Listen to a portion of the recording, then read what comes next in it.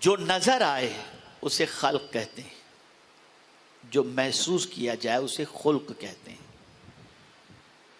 چہرہ نظر آتا ہے، آنکھیں نظر آتی ہیں، لیکن سچ بولنا نظر نہیں آتا، محسوس کیا جاتا ہے۔ ریاکاری سے بری ہونا محسوس کیا جاتا ہے، اخلاص نظر آتا ہے، سچائی نظر آتی ہے، سچائی محسوس کی جاتی ہے، اخلاص محسوس کیا جاتا ہے، وعدہ وفا محسوس کیا جاتا ہے۔ اللہ اکبر، یہ ساری چیزیں محسوس کرنے والی ہیں۔ حضور صلی اللہ علیہ وسلم نے، میری بہنیں توجہ فرمائیں خاص طور پر، حضور صلی اللہ علیہ وسلم نے بہت زیادہ لک سنوارنے کی تعلیم نہیں دی، بلکہ بہت زیادہ کیریکٹر سنوارنے کی تعلیم دی، اخلاق سنوارنے کی تعلیم دی۔ اور یہ میرا جملہ ذہن میں محفوظ کر لو، اگر اخلاق میں کمی ہے تو علم پوری نہیں کر سکتا۔ اخلاق میں اگر کمی ہے تو علم پوری نہیں کر سکتا، لیکن اگر علم میں کمی ہے تو اخلاق ضرور پوری کر دے گا، ضرور پوری کر دے گا۔ اسے ذہن کے اندر محفوظ کر لیں۔ آقا کریم صلی اللہ علیہ وسلم نے قول کے ذریعے، اقوال کے ذریعے انسانوں کو سنوارا، اخلاق ان کے درست فرمائے۔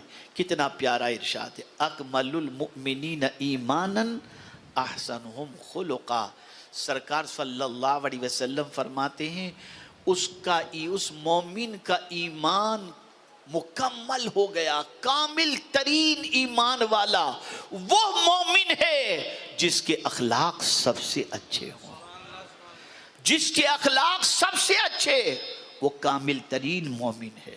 میرے پیارے آقا صلی اللہ تعالی علیہ وسلم کے پیارے دیوانوں، اپنا بیہیویئر چینج کرو، اپنے اندر انقلاب پیدا کرو، اپنی زندگی کو سنوارو، اپنے اخلاق کو درست کرو۔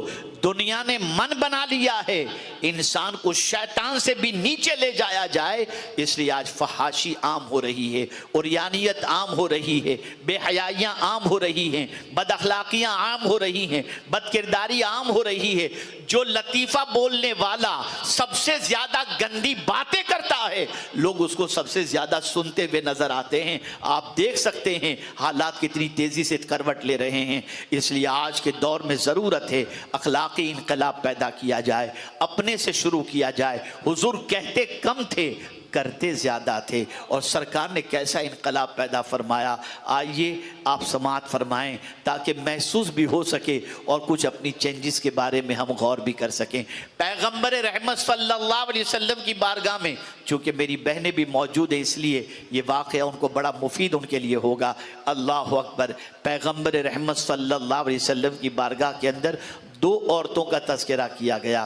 سرکار سے عرض کیا گیا، یا رسول اللہ صلی اللہ تعالی علیہ وسلم، ایک عورت ہے جو عبادت بہت کرتی ہے، بہت عبادت کرتی ہے، بے پناہ عبادت کرتی ہے، لیکن اس کی زبان اتنی کڑوی ہے، اتنی کڑوی ہے کہ اس کی زبان سے لوگوں کے دل چھلنی ہو جاتے ہیں، لیکن وہ عورت عبادت بہت کرتی ہے۔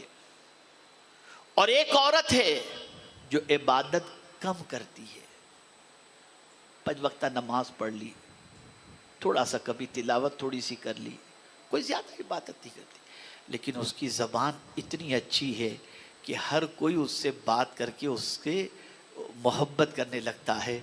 میرے آقا یہ بتائیں، عبادت گزار عورت اور کم عبادت گزار، یہ دونوں عورتوں میں جس کی زبان کڑوی ہے وہ اچھی ہے یا جس کی زبان میٹھی ہے وہ اچھی ہے؟ سرکار فرماتے ہیں جو عبادت بھلے کم کرتی ہو لیکن زبان سے کسی کو نہیں دکھاتی، وہ عورت اس عبادت گزار سے افضل ہے، افضل ہے۔ اخلاق درست کرو اپنے۔ آج اخلاقی گراوٹ کا حال یہ ہے کہ جو ماں کل تک اپنی بچیوں کے سامنے کچھ باتیں پردے میں بھی کہنے میں شرم محسوس کرتی تھیں، آج میں ماں بیٹی بیٹھ کر کے وہ سارے مناظر دیکھ رہی ہوتی ہیں، اب حیا کی دیوار ٹوٹ چکی ہے اور بے حیائی کا بازار گرم ہو چکا ہے۔ دنیا نے من بنا لیا ہے کہ مسلمانوں کے پاس کچھ تھا یا نہ تھا، لیکن اخلاق کی دولت سب سے بڑی تھی۔ چھین لو ان سے یہ دولت تاکہ ان کی پہچان ختم ہو جائے۔ آج ہمارا حال یہ ہے، ہماری گلی کوچوں کا حال یہ ہے کہ ہماری صبح ہوتی ہے تو جھگڑوں سے اور رات ہوتی ہے تو جھگڑوں سے۔ بڑی عجیب سچویشن ہو چکی ہے۔ چینج کرو اپنی زندگی کو، چینج کرو اپنی لائف کو۔